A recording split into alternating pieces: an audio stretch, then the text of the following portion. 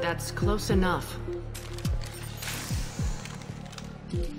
Mass Effect 2 is a game that feels more intimate in the sense that because it's focused on your characters, you're doing a lot of intimate interactions with people. We've amped up the intensity and the moment-to-moment tactics, the way you get to deploy your squad on the battlefield, the way that tech powers and biotic powers and weapons and ammo all intersect and interact. You just sort of flow from one mechanic to the other, and you really feel like you've got a more integrated experience that doesn't require you to sort of shift focus kind of radically.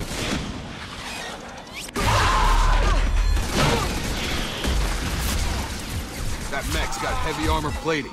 Those Quarians never stood a chance. This is gonna be one tough son of a bitch to take down. There's an intelligence and a logic to the world. It feels thought out. It doesn't feel like they're just making shit up as they go along. We've put a lot of effort in making sure that the world feels alive. So, I mean, you walk into a room, you're going to see people having a conversation. They're going to be over, chopping up monkey parts at the butcher's. All of these things create this world that starts to live and breathe and has some weight and has some credibility.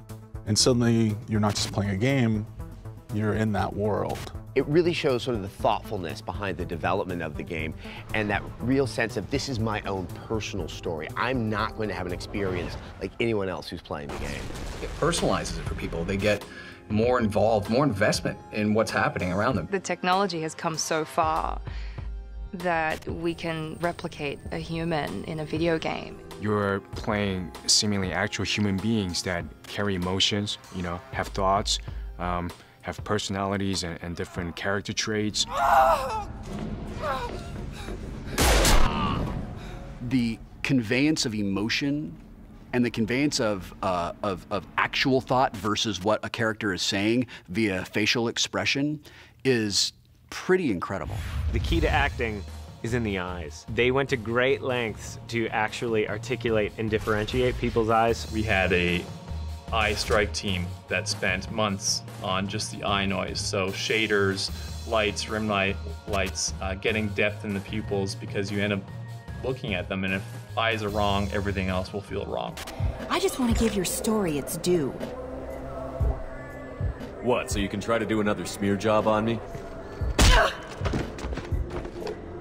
I wish I'd done that the first time we met. We have a dialogue system that allows you to just constantly make choices as though you're having a natural conversation with somebody. So you end up having a conversation at real-time speed. It's this circle at the bottom of the screen, and it comes up and it gives you all these options of how you can respond in given situations. The top answers are the nice ones, and the farther you go down is the more mean you get. I feel like you do have more variety. It's not just be nice, or be neutral. I feel like there are other shades of gray in there. There's a lot of times that you'll get some dialogue options that are just hilarious, and you kind of just want to pick those just to see what happens. Stand still. Try it and you'll be skating the inside of your colon. I'd almost pay to see that. And when you click the joke, you kind of feel like you made the joke, and it's one of those. And yes, you feel like you're the comedian, which is really hard to pull off to make the player feel like they're funny. It ends up being, I think, a surprisingly true-to-life experience where you're talking to people, but you know that something that you do or say will eventually have repercussions that don't get forgotten by the world that you're playing in. We want to have choices with consequences. And we want to see those choices unfold in a variety of ways. They're going to impact the moment-to-moment, the tactical things, the way combat unfolds, the way that a character reacts to you, the way that they look at you. The small details matter. Sometimes it's like, well, I'm going to make a decision, and if I fail to act, that decision passes you by.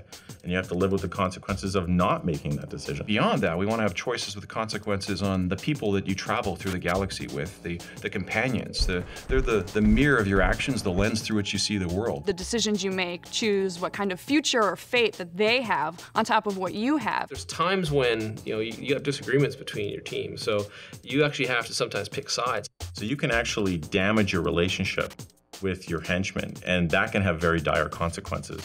Don't want me on team? Don't bring me. Can stay here, work on collector research. But no apologies. Did what was right.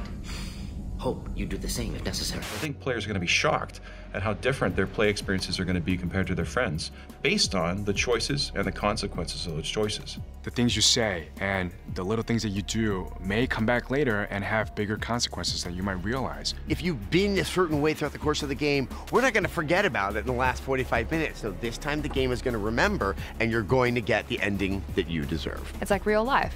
You know, you do something bad, you have bad karma.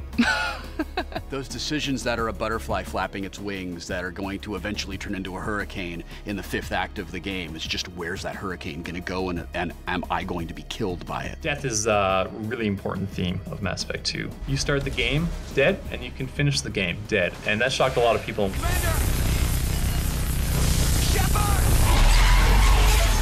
Everyone can die, including Commander Shepard. And it all comes down to the decisions you make and the way you've played the game up to that moment. We wouldn't be serious about a suicide mission if you, as the player character, couldn't die in the end of the story. When a character in a video game who you have grown really attached to for one reason or another dies, it says to the player, this is not a safe world. That's an emotional tug of war with you too. It's these characters you get to know and what happens to them really beats you up over this game.